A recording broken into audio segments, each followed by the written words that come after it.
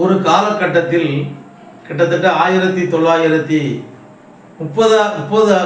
ஆண்டுக்கு பிறகு, அதாவது 34 ஆண்டுகளில் சென்னை மாகாணம், அதிகமாக சென்னை மாகாணத்தில் நம்முடைய கிராமணி சமுதாய நாடார்கள் தான் அதிகமாக இருந்திருக்காங்க. அதாவது செங்கல்பட்டு மாவட்டம், திருவள்ளூர் மாவட்டம், அதே போல் இந்த பகுதிக்கு வந்தோம்னா நம்ம பாண்டிச்சேரி, இந்த பகுதியெல்லாம் பார்த்திங்கன்னா ஃபுல்லாக பனையாக தான் இருந்திருக்கு. ஃபுல்லாக கிராமணி நாடார்கள் பனை தொழிலை செய்து வந்திருக்கின்றார்கள். கிராமணி நாடார்கள் பனை தொழிலை மட்டும் செய்தார்கள் என்று சொல்ல முடியாது. அந்த காலத்திலேயே அவர்கள் மிகப்பெரிய கவிஞர்களாக இருந்திருக்கிறார்கள், எழுத்தாளர்களாக இருந்திருக்கிறார்கள், கவிதை பாடுபவர்களாக இருந்திருக்கிறார்கள், புத்தகங்கள் நிறைய எழுதியிருக்காங்க, படித்தவர்களும் அதில் அதிகமானோர் இருந்திருக்காங்க. ஆனால் அப்படிப்பட்ட ஒரு சூழ்நிலையில் சென்னையில் 1934 ஆண்டில் கிராமணி மகாஜன சங்கம் என்ற ஒரு சங்கத்தை தோற்றுவித்து, அந்த சங்கத்தின் சார்பாக தண்டையார்பேட்டையில் வரதராஜ பெருமாள் கோவில் என்று கிராமணி நாடார் சமுதாயத்திற்கு என்ற ஒரு கோவிலையும் கட்டி, அந்த கோவிலில் வைத்தான் ஐயா மாப்போசி அவர்கள் அன்றைக்கு அந்த பகுதியில் இருந்த பனை தொழிலாளர்கள் பிள்ளைகள் எல்லாம் கூட்டு வந்து பாடம் நடத்தியிருக்காங்க. சென்னையில் அந்த காலத்திலேயே நாடார்களுக்கு என்று தண்டையார்பேட்டையில் கோவில் கட்டியவர்கள் நம் கிராமணி நாடார் சமுதாயத்தவர்கள் தான்.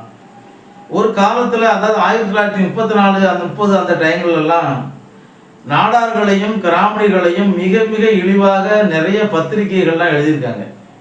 அப்படிப்பட்ட ஒரு சூழ்நிலையில் அந்த பத்திரிகைகளில் வந்ததெல்லாம் தவறு என்று விஜய துரைசாமி என்ற ஒரு எழுத்தாளர், அதாவது அவர் வந்து சத்தியமித்திரன் என்ற ஒரு பத்திரிகையை தொடங்கி, அந்த பத்திரிகையில் கிராமணி நாடார்களையும் நாடார்களையும் பற்றி எழுத ஆரம்பித்த பிறகுதான் தென் மாவட்டத்தில் இருக்கிற நாடார்களும் விழிப்படைஞ்சாங்க. அந்த பத்திரிகை மீது ஆர்வம் கொண்டாங்க, நிறைய அந்த பத்திரிகைகள் வாங்கி படித்தாங்க. அந்த விஜய துரைசாமி என்ற அந்த நாடார், அந்த கிராமணி நாடார், அவர்தான் நாடார்கள் இழிவானவர்கள் இல்லை, 4 வர்ணத்தவர்களில் 2ஆம் வர்ணத்தவரான சத்திரிய குலத்தை சார்ந்தவர்கள் நாடார்கள் என்று ஈழராசன் என்ற ஒரு புத்தகம் எழுதியிருக்கின்றார்கள், சத்திரியன் என்ற புத்தகம் ஒன்று எழுதியிருக்கின்றார்கள்.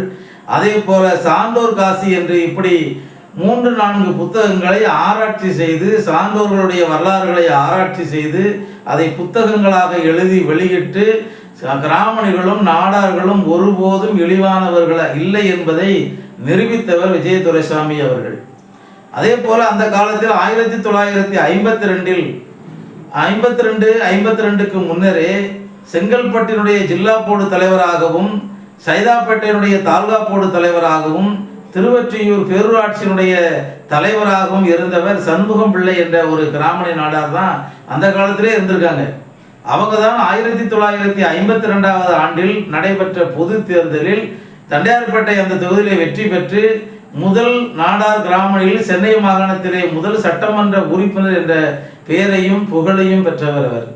அதே போல ஐயா மாப்போசி அவர்கள் 1934 1937 வரையும் தன்னுடைய பிறந்த சமுதாயத்திற்கு மிகப்பெரிய பாடுகளை பட்டு இருக்கின்றார். பிறந்த சமுதாயத்தை இழிவுபடுத்தி பேசுகின்ற போதெல்லாம் காயப்பட்டிருக்காரு. அந்த சூழ்நிலையில் கூட நம்முடைய பிள்ளைகள்லாம் படிக்கணும், நம்ம பிள்ளைகள சமுதாயத்தவர் முன்னுக்கு வரணும் அப்படின்னு சொல்லி கல்லிறக்கும் தொழிலாளிக்கும் அவர் ஆதரவாக கல்லிறக்குவதற்கு ஒரு சங்கத்தையும் ஆரம்பிச்சிருக்காரு. அந்த சங்கத்தை அன்றைக்கு ஜார்ஜ் டவுன்ல இருந்த ஒரு அக்கீம் இந்து உயர்நிலை பள்ளியுடைய தலைமை ஆசிரியர்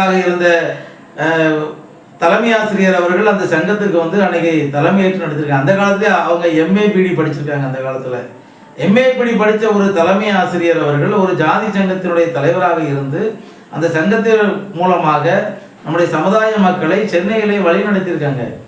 அது மட்டுமல்ல, சென்னை மாகாணம் முழுவதும் உள்ள கள்ளுக்கடைகள் அனைத்தையுமே ஒரு நபருக்கு, ஒரு வட இந்தியருக்கு வந்து அந்த காலத்தில் கொடுக்கணும்னு சொல்லி முடிவு பண்ணிட்டாங்க. அதாலியா என்ற ஒருவருக்கு அதை கொடுக்கணும் அப்படின்னு சொல்லி முடிவு பண்ணிட்டாங்க. அந்த நேரத்தில் ஐயா மாப்போசி அவர்கள் தான் பிறந்த சமுதாயம் இன்னும் இழிவான ஒரு நிலைக்கு, கீழ்நிலைக்கு தள்ளப்பட்டு விடுமோ என்ற அச்சத்தில் அதை எதிர்த்து மிகப்பெரிய போராட்டங்களை நடத்தி சென்னையில் இன்னைக்கு தலைமை நீதிமன்றம் இருக்கின்ற நீதிமன்றம் அருகில் உள்ள கடற்கரையில் போய் மிகப்பெரிய மக்களை தொண்டு திரட்டி அந்த அதாலியாவுக்கு வந்து இந்த கள்ளுக்கடையெல்லாம் கொடுக்கக்கூடாது என்று சொல்லி மிகப்பெரிய ஆர்ப்பாட்டங்களையும் போராட்டங்களையும் நடத்தி தடுத்தவர் ஐயா மாப்போசி அவர்கள்.